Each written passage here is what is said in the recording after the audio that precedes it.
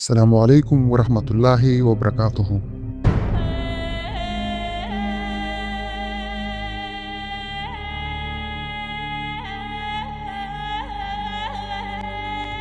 اللہ تعالیٰ کی بنائی ہوئی کائنات میں بہت سے بادشاہ آئے جنہوں نے اللہ تعالیٰ کے نظام کو بدلنے کی کوشش کی اور اللہ تعالیٰ کی ذات کو چھوڑ کر خود خدا بن بیٹھے اور خدائی کا جھوٹا دعویٰ کر بیٹھے۔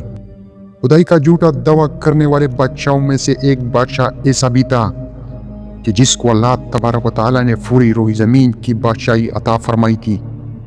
اس کے باوجود اس بادشاہ نے نہ صرف خدائی کا جھوٹا دعویٰ کیا بلکہ یہ اس قدر سرکش اور نافرمان ہو گیا کہ اللہ تبارک و تعالیٰ کی ذات کو جنگ کے لیے للکارنے لگا اور معاذ اللہ تعالیٰ کو جنگ کرنے کے لیے کہنے لگا۔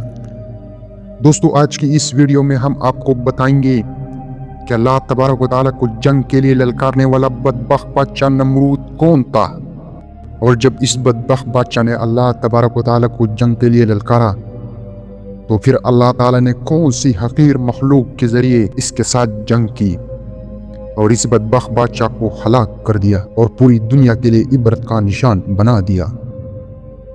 قرآن پاک کی اس عبرتناک اور ایمان افروز واقعے کو سننے کے لیے آپ سے ہماری درخواست ہے کہ ہماری اس ویڈیو کو اینڈ تک ضرور دیکھیے۔ دوستو، اس دنیا کی تاریخ میں 4 بادشاہ ایسے گزرے کہ جن کو اللہ تبارک و تعالیٰ نے پوری روئی زمین کی حکومت عطا فرمائی تھی۔ ان میں سے 2 بادشاہ مسلمان تھے اور 2 کافر۔ مسلمان بادشاہوں میں سے ایک کا نام حضرت ذوالقرنین علیہ السلام ہے اور دوسرے کا نام حضرت سلیمان علیہ السلام، جن کو اللہ تعالیٰ نے منصب نبوت پر فائز فرمایا تھا۔ اور کافر بادشاہوں میں سے ایک کا نام نمرود اور دوسرے کا نام بخت نصر تھا۔ خدائی کا جھوٹا دعویٰ کرنے والے بادشاہ نمرود شہر بابل کا حاکم تھا۔ اس بادشاہ کا نام نمرود بن کنعان بن یقوس بن سام بن نوح تھا۔ روایات میں آتا ہے کہ اللہ تبارک و تعالیٰ نے نمرود کو پوری روئی زمین پر حکومت عطا فرمائی تھی اور اس بادشاہ نے پوری روئی زمین پر 400 سال تک حکومت کی۔ یہ ایک جابر اور ظالم بادشاہ تھا اور اس کے دور کے اندر بت پرستی عام تھی۔ لوگ اللہ تعالیٰ کی وحدانیت کو چھوڑ کر بدھو کی پوجا کیا کرتے تھے اور نمرود کو اپنا خدا مانتے تھے اور اس کی عبادت کیا کرتے تھے۔ اس نمرودی دور کے اندر بت پرستی اس قدر عام تھی کہ تمام نمرودیوں نے اپنے خداؤں کے طور پر بہت سارے بت بنائے ہوئے تھے جن کی وہ لوگ پوجا کیا کرتے تھے۔ اس کے ساتھ ساتھ نمرود خود کو بھی خدا کہلواتا تھا اور لوگوں کو اپنی پوجا کرنے کا حکم دیتا تھا۔ اس قوم کی ہدایت کے لیے اللہ تبارک و تعالیٰ نے اپنے پیارے پیغمبر حضرت ابراہیم علیہ السلام کو مبعوث فرمایا۔ کفر و شرک اور بت پرستی کے اس دور کے اندر حضرت ابراہیم علیہ السلام وہ واحد شخص تھے جو اللہ تبارک و تعالیٰ کی وحدانیت پر ایمان رکھتے تھے اور بدھو کی بجائے اللہ تبارک و تعالیٰ کی عبادت کیا کرتے تھے۔ حضرت ابراہیم علیہ السلام نے جب اس قوم کو اللہ تبارک و تعالیٰ کی ذات کو چھوڑ کر بدھو کی پوجا کرتے ہوئے دیکھا تو ابراہیم علیہ السلام نے اس قوم کو ہدایت کی طرف بلایا اور بدھو کی پوجا کرنے کی بجائے اللہ تبارک و تعالیٰ کی عبادت کرنے کا حکم دیا۔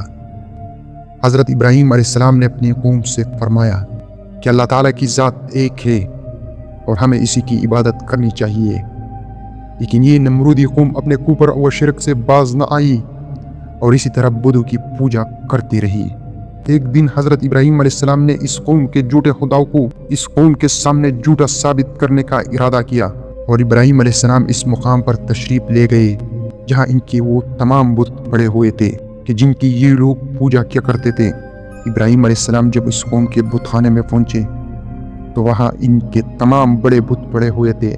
ابراہیم علیہ السلام نے ان کے تمام بتوں کو توڑ دیا اور تمام بتوں کو توڑنے کا الزام ان کے بڑے بت پر لگا دیا۔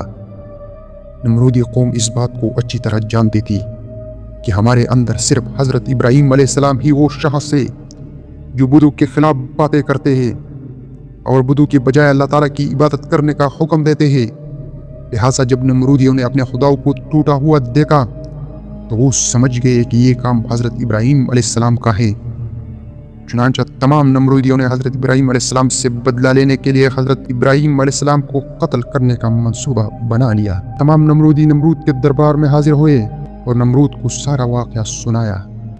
نمرود سے حضرت ابراہیم علیہ السلام کو سزا دینے کا کہا इस तरह नमरूद ने जब ये बात सुनी, नमरूद ने ये हुक्म जारी किया कि एक वसीह मैदान के अंदर आग जलाई जाए और इसके अंदर हज़रत इब्राहीम अलैहिस्सलाम को डाल दिया जाए।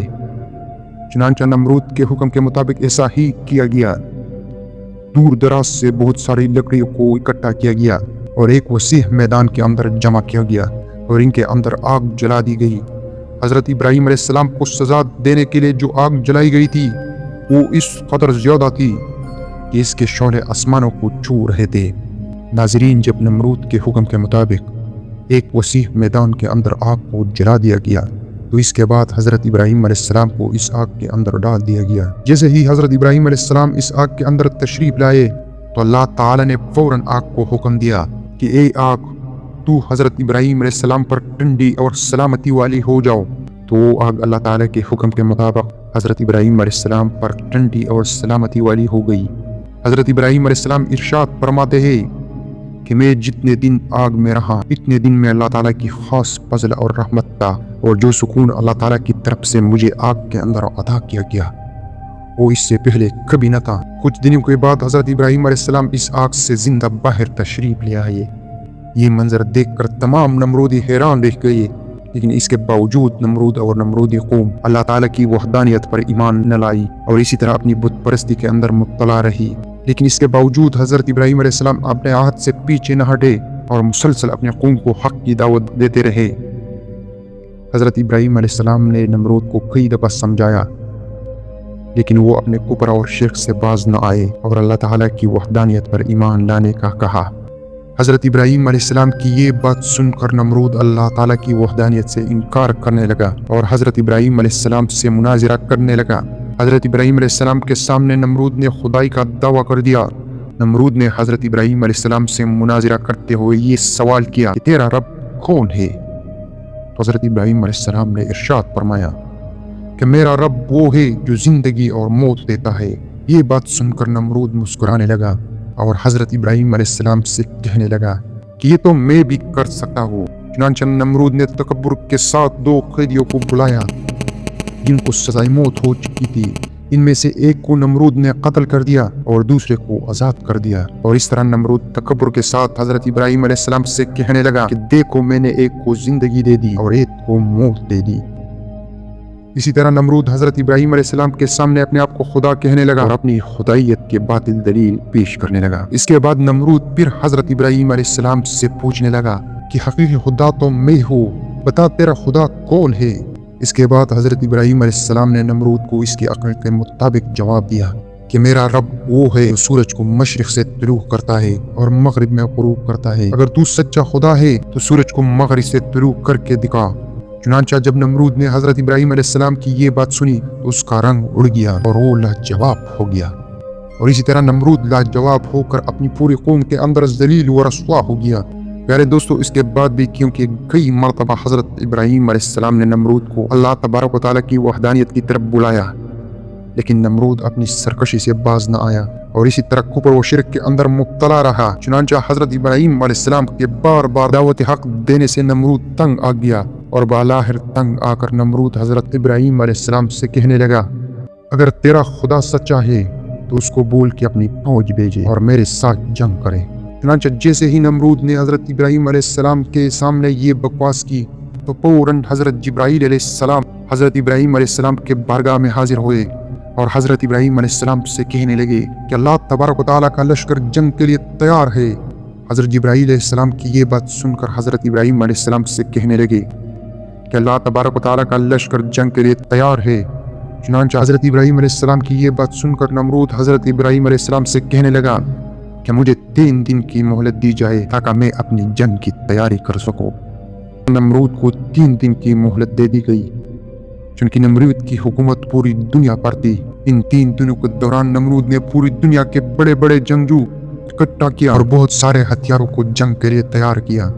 इसी तरह जब नमरूद ने 3 दिन के अंदर अंदर अपनी तमाम तैयारी मुकम्मल कर ली, इसके बाद नमरूद हज़रत इब्राहीम अलैहिस्सलाम को तकब्बुर के साथ ललकार कर कहने लगा कि हमारी फौज जंग के लिए तैयार है।